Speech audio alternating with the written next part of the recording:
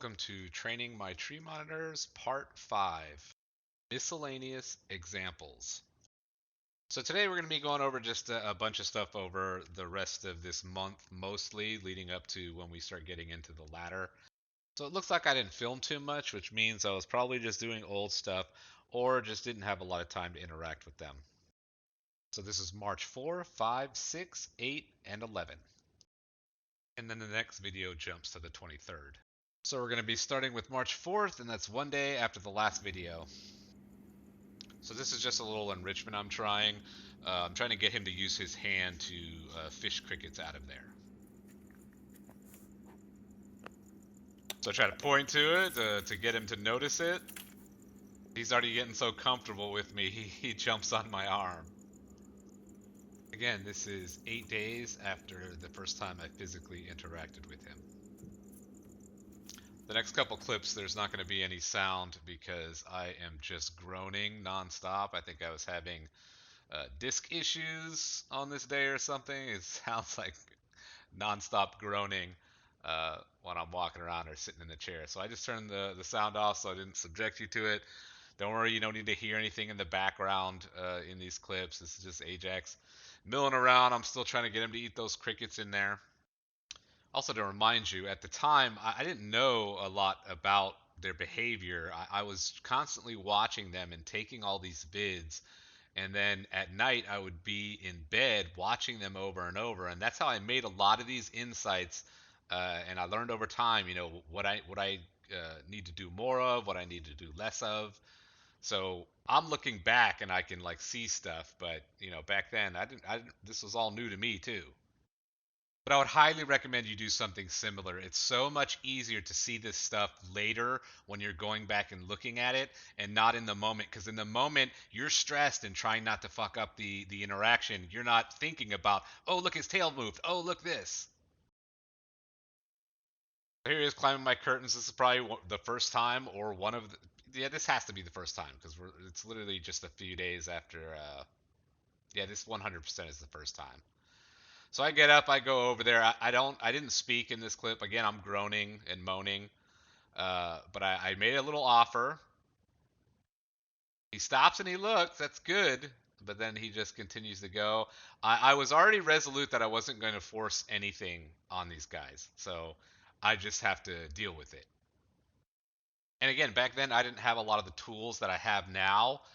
Uh, but you just wait for the perfect opportunity. Wait till they come up to like a next place where they have to make a decision, and then walk in there slowly, make the offer, and try to get them to come to you.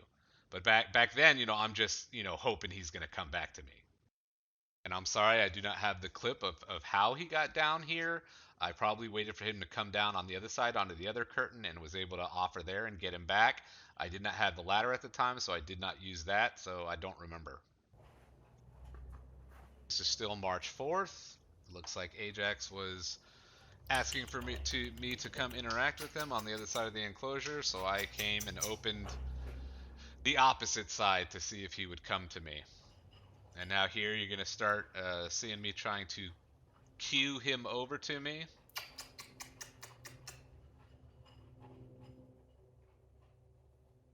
He's inspecting me. This is still early days, remember. So he's checking my arm, seeing if it was okay. It's okay. Here he's trying to walk down the outside of the enclosure. Probably wants to go roam. Trying to give him a platform. Now watch, see his tail, his butt pucker. See, the easiest way to tell if something is really a butt pucker is when they carry it with them. When they walk, either if they carry it with them, like they're taking that weariness along with them. But you'll see here, it's going to go limp again. He's no longer worried or stressed about coming on to me, and now it's completely straight. I'm flinching my eyes because he's probably licking at my eye. Also, you can see my back door is open. My dogs are going in and out. That's how confident I am of having them out this early. But again, everything is off of their behavior. I'm confident like that because they're not darting from me.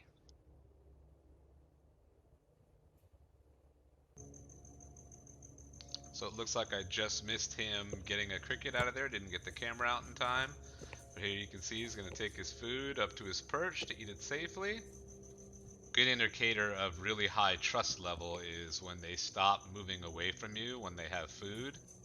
And then you know you're golden when they actually get food and bring it towards you, because that means to them you represent safety.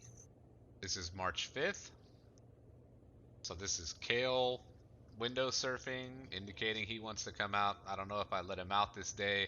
I don't have video. Like I said before, a lot of Kale stuff would be missing if he did come out, because I'm always making sure everything goes perfectly.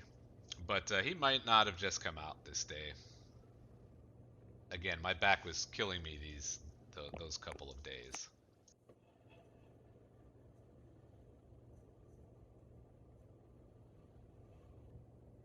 Okay, this is the same day. Here they are both down at the glass.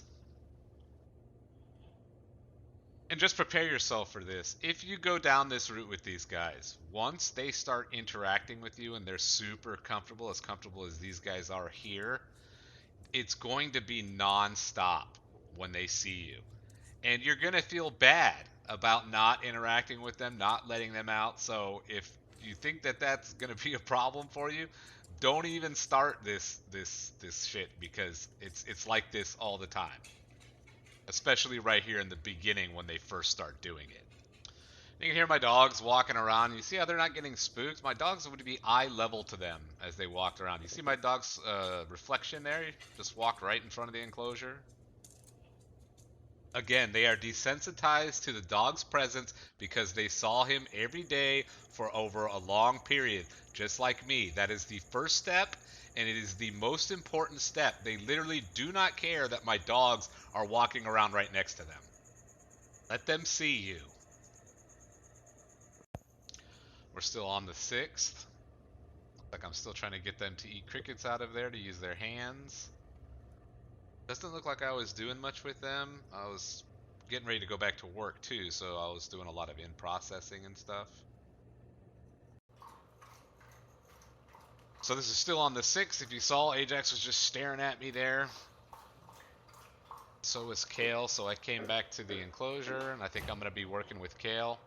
Remember I said I was doing this type of stuff with both of them, so here I am doing this with Kale. And I showed you this before, where you have him come up one arm and put him back in on the other arm. And this looks like I'm just, offering to him when he's not asking for it. But if I did this, that means he was staring at me or into it in some way, and it just took me too long to set the camera up and get the doors open to where he went into that more deactivated looking state. But you see there, he took it.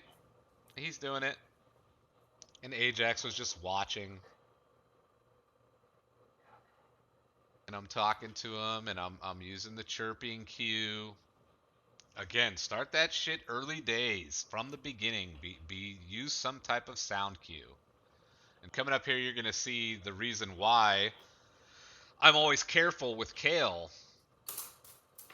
Like, you see just how quickly he runs down my arm, as opposed to how Ajax is always going slow because he's uneasy about being on me.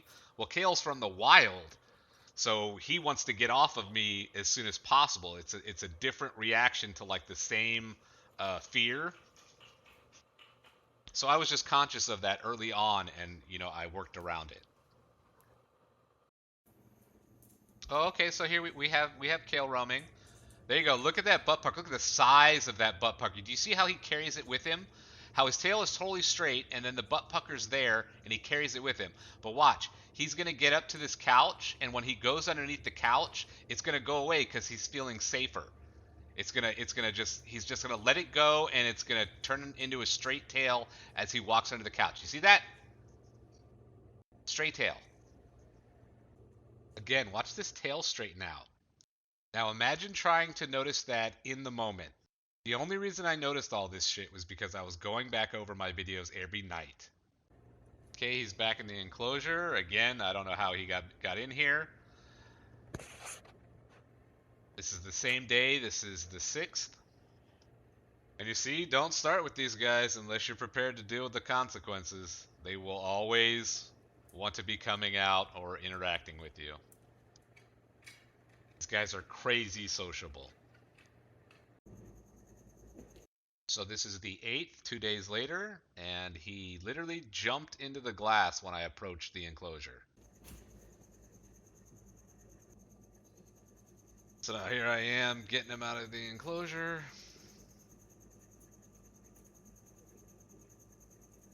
Again, I'm still never picking these guys up. I always just let them come on to me. And then a minute later, I'm having him go back into the enclosure. I'm giving him the choice of either arm. He came down the same arm.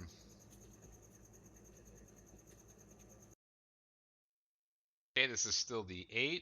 I have the sound off again, because, again, I'm just nonstop, like, groaning. Like, the noises are ridiculous.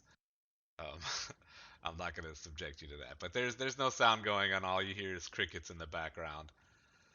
I just wanted to show, like, this is what they're like. They just nonstop want to come out. And probably they weren't coming out a lot these few days because my back was bothering me so much. But yeah, imagine seeing this all the time and how guilty you feel. They calm down over time, but I mean, like, this is what it was like in the beginning, every day. So this is still the 8th, and Ajax is out. My dog is, like, right there in front of him. You're gonna see how much difference in this short amount of time he is now. Like he's gonna actually like walk like right up to the dog. Not like he's going to the dog. It's just he's ignoring the dog is even there. And when you see my dogs in the area, they're there because they're wondering why I'm standing over there. So my dog's just standing next to me. He's not there because of the lizard. But watch this. And he doesn't even have a butt pucker. Watch, he walks right towards the dog, straight-tailed. The dog just walks away. So see, he's already getting like way more calmer.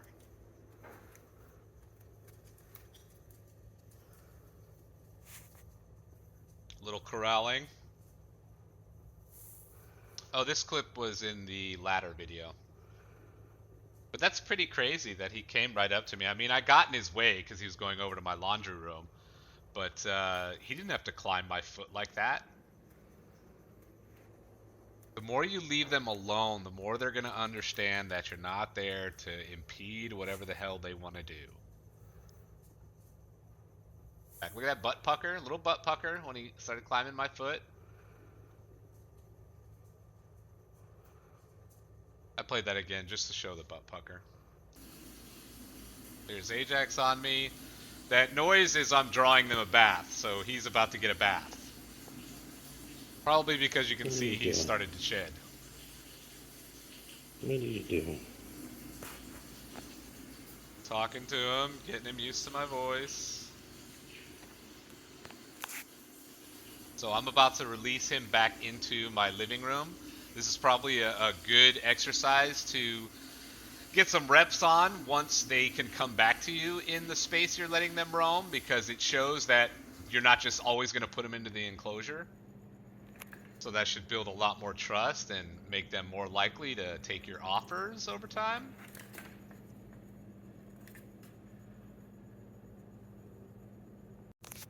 So here we are later in the day. You can see he's got skin hanging all over him. This is not, oh, humidity issue. This is because I gave him a bath and all of his shedding skin got all loose and it's just like hanging off of him.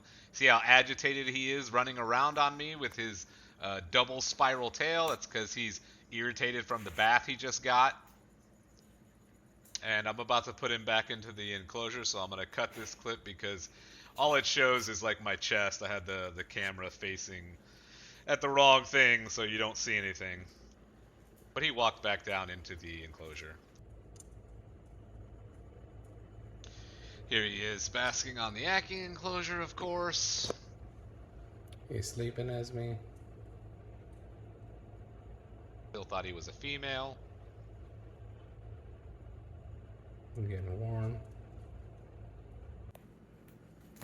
So this is the same day, and he's jumping around on my shoulder and hands. That skin again is from the bath that he got. Made all of the shed that he did have. It's all loose and it's going to be coming off. The fact that he's on me right now means I made an offer at the Ackie enclosure that he must have took, because the last clip he was over there basking on it. And you see he's still curious about me. He's curious about my face and my head. He's trying to see my face.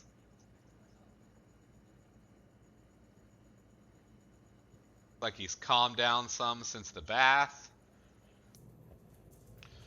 So here he is climbing the Ackie enclosure. So this is a perfect opportunity to come up and try to give him a ledge, like not like push him up, like put a ledge up near his face to get him to like grab with his hand.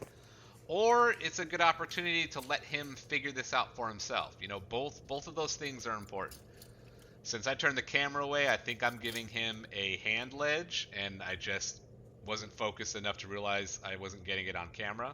So yeah, I must have given him a ledge. Over time, they will literally look to you to help them.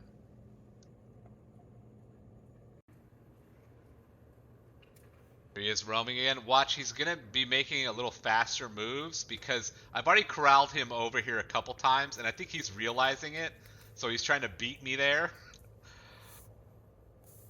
Eventually, I just stacked boxes over there and barricaded it off.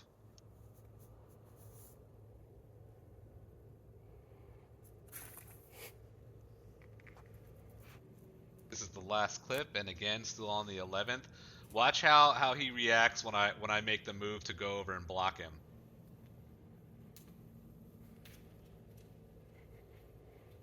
See that? He knows the game now. And see, he got a little butt pucker as he was turning around, but it went away as he walked away.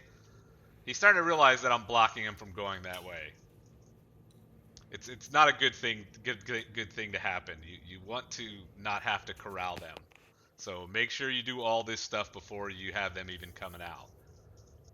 See, he's like, okay, I see what you're doing. You see his tail is it's puckered because he's like irritated. These guys are smart and they know what you're doing. So try to limit this as much as possible. I mean, this wasn't that big of a detriment to me and this guy's, relationship, but just remember that he'll remember that that's going in the bag with everything else. And he's going under the Ackie enclosure. Now, when this first happens to you, your instinct is going to try to like coax him out. Don't. Just back up and they'll come out on their own. Well, as long as your guy's behavior reads the same way as mine do. Like you could tell when he went under there, he wasn't going under there to get away from me. He's just exploring. Little bro Caesar now.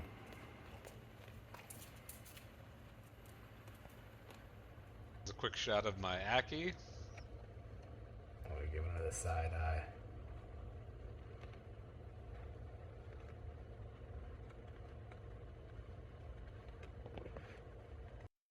So that's the end for this one. I know there wasn't a lot of interesting things in this, any new stuff, just more examples of the same stuff I've been talking about. But the next video should be a lot more interesting. The very next clip, I saw the ladder in the living room, so that's going to start to come into play.